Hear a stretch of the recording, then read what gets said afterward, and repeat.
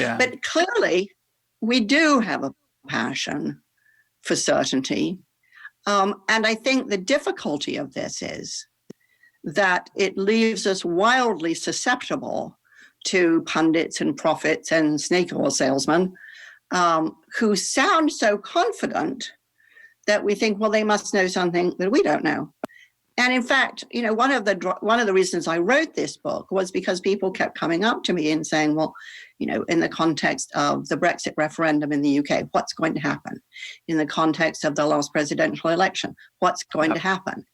And I kept thinking, well, why are you asking me? Why do you think I know? This is ridiculous, right? Nobody knows. And it just struck me that we have this kind of idea that what these questions embodied was the idea that the future lies behind a locked door and a few special people have the key. And every now and then they're allowed a sneak peek. And those are the people who know. And if you could just find out who they were and catch 5 minutes with them, then you'd have this special edge. And I thought, this is really magical thinking. And I accept, and of course, I'm not immune to this. I accept that not knowing is really upsetting. And like you, I'd really like to know when the pandemic's going to end and kind of what the curve is going to end up looking like.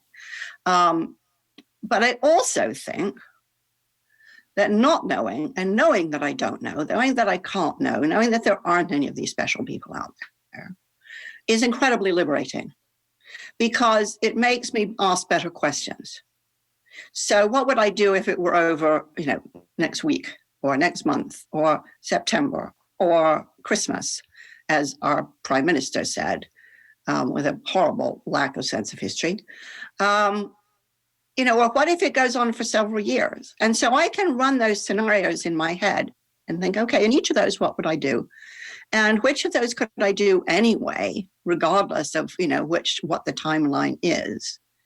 And that gives me a sense that it's not that I know the future, but I have some choices in front of me.